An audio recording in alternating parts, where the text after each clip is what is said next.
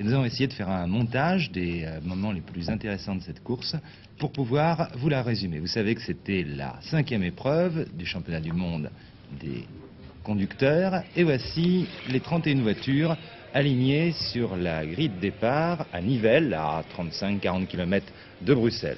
31 voitures au départ. En première ligne, vous avez repéré sans doute la Ferrari numéro 11 de Regazzoni et la Tyrrell numéro 3 de Jody Scheckter. En deuxième ligne, Lauda, Ferrari numéro 10, Fittipaldi, McLaren numéro 5.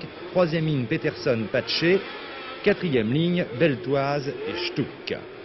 Il y avait de nouvelles voitures aussi sur cette ligne départ, comme la Token britannique de Tom Price, et puis de nouveaux pilotes, Vern Schuppan qui faisait sa rentrée en Formule 1 sur Ansigne, l'excellent pilote belge Teddy Pillett, incorporé à l'équipe Brabham, Tom Price et aussi Gérard Larousse qui a trouvé une Brabham BT42 qu'il pilotera toute la saison s'il en trouve le financement. 6 Français donc en Formule 1, 85 tours à couvrir. Circuit rapide, un très beau circuit avec des courbes vite et des virages lents. L'an dernier, Stewart l'avait emporté à 173 de moyenne devant François Sever. C'est parti, regardez Scheckter à gauche sur l'écran et Regazzoni à droite. C'est Regazzoni qui s'impose, freinage de la courbe rapide au bout de la ligne droite. Regardez que Fittipaldi réussit à s'incruster, à se glisser à l'intérieur et à déborder Scheckter, ainsi que Lauda d'ailleurs. Mais là, regardez, Scheckter reprend la 3e place à Lauda. Regazzoni donc en tête dans ce premier tour devant Fittipaldi, Jody Scheckter, Niki Lauda, Ronnie Peterson, James Hunt, Jean-Pierre Beltoise et Carlos Pace.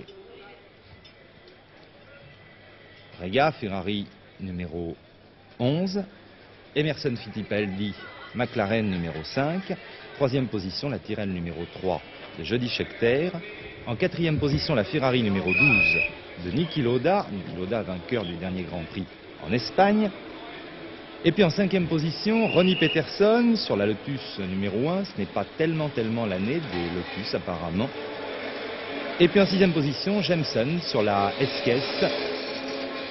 La SKS financée et construite par le pittoresque Lord SKS et qui obtient, ma foi, d'excellents résultats.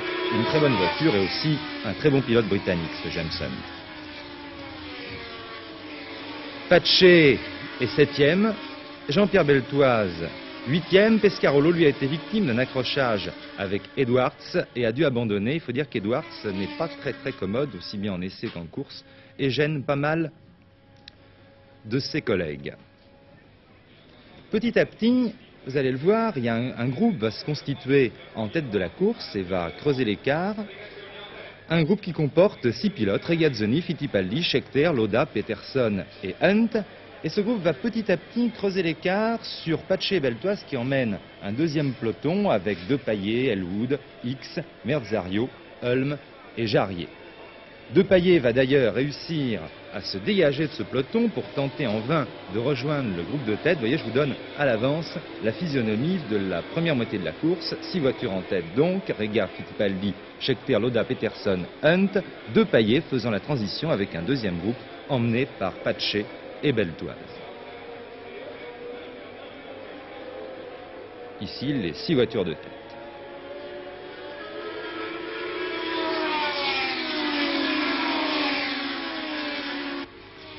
Et nous voici maintenant un petit peu après la mi-course. Il reste 39 tours à courir sur les 85. Vous allez voir tout d'abord James Hunt arrêté. Il a perdu une roue et est sorti de la route. Il occupait à ce moment-là la 6e place derrière Peterson qui vient lui aussi de s'arrêter, victime de vibrations et d'une fuite d'essence.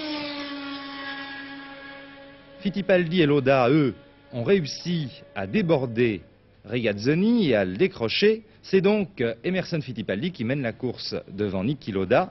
Regazzoni est 3e, Scheckter 4e. Vous voyez qu'ils sont déjà un petit peu distancés par Fittipaldi et Lauda. Depailler occupe la 5e place et Beltoise lui revient très fort sur Depailler. Il est 6e et il emmène Elwood, X, Ulm et Jarier. Pace, lui, a dû s'arrêter. Il a perdu un tour. Ici, Mike Elwood, dont j'étais en train de vous parler, en bagarre avec Beltoise, vient de faire un petit tête à queue, mais il ne perd pratiquement pas de terrain. Regardez, il repart juste derrière Jean-Pierre Jarier. Quant à Jackie X, eh bien, les Lotus ont décidément tous les malheurs. Il s'arrête ici et va abandonner, victime de fuite d'huile, d'ennui de frein et de surchauffe en plus. Fittipaldi et Lauda, donc, en tête de la course. Et vous allez voir que l'écart est déjà important. Fittipaldi numéro 5, Lauda Ferrari numéro 12. L'écart est déjà important sur Regazzoni, ici Ferrari numéro 11. Et sur Jody Scheckter, sur la nouvelle Tyrrell, qui porte ici le numéro 3. Scheckter et Depailler pilotaient ici les nouvelles Tyrrell. Depailler était 5e puisqu'il s'arrête ici et va abandonner. Pas de chance pour Patrick Depailler, il s'est arrêté, pneu avant complètement dégradé, avec en plus des ennuis de frein. Il ne repartira pas. Il faut dire que ce circuit de Nivelles est très éprouvant pour les mécaniques. Et il laisse donc la 5e place à Beltoise, toujours en grande bagarre avec Jarier, Elwood et Denis Hulme. Gérard Larousse, lui, a dû abandonner. Mais c'était une bonne expérience pour lui, une bonne première prise de contact. On s'achemine vers la fin de la course, toujours Fittipaldi et Lauda. Vous voyez que Lauda s'accroche au basque de Fittipaldi. À 15 tours de la fin, il compte environ 25 secondes d'avance sur Regazzoni et Scheckter. Et puis, je vous l'ai dit, à une quarantaine de secondes, on trouve des pilotes qui se disputent la 5e place. Il y a Beltoise, il y a Jarier, il y a Elwood et Hulme. Là, ici, Beltoise a encore un petit peu d'avance, mais dans quelques tours, Jarier et Elwood réussiront à prendre le meilleur sur Beltoise, ici BRM numéro 14. Mais aussi bien Jarier qu'Elwood tomberont en panne d'essence avant l'arrivée. Carlos Rothmann, lui, est arrêté. Les Brabham sont décidément en perte de vitesse après un très très brillant début de saison. Et nous allons suivre maintenant les 2 derniers tours de la course avec Fittipaldi en tête. Emerson Fittipaldi qui a réussi petit à petit à décrocher Niki Lauda. Le mot décrocher d'ailleurs peut-être même un petit peu large car il ne lui a jamais pris plus de 2 secondes. Vous voyez ici, on a l'impression qu'il est détaché, mais cette image est très très trompeuse car vous allez voir que dès que le champ va s'élargir, vous allez voir que Niki Lauda est revenu, alors que nous sommes là dans l'avant-dernier tour, à quelques mètres d'Emerson Fittipaldi. Voilà, regardez, voici la Ferrari qui est pratiquement dans les roues de la McLaren. Et là, on va entamer le dernier tour de course. Pour les observateurs, il semble difficile à Niki Lauda de refaire les quelques mètres de retard qu'il compte sur Emerson Fittipaldi. Mais suivez bien ce dernier tour, car là, vous allez voir éclater à la fois le talent de Niki Lauda et la maîtrise d'Emerson Fittipaldi. Niki Lauda va jeter toutes ses forces dans ce dernier tour pour grignoter mètre après mètre. Regardez. Il faut dire que cette Ferrari est sans doute la meilleure voiture à l'heure actuelle. Et regardez les derniers mètres de course. Lauda revient progressivement. Fittipaldi lui donne le maximum tout en évitant de prendre le moindre risque. C'est d'ailleurs toute la difficulté de la course automobile. Être toujours à la limite, à l'extrême limite.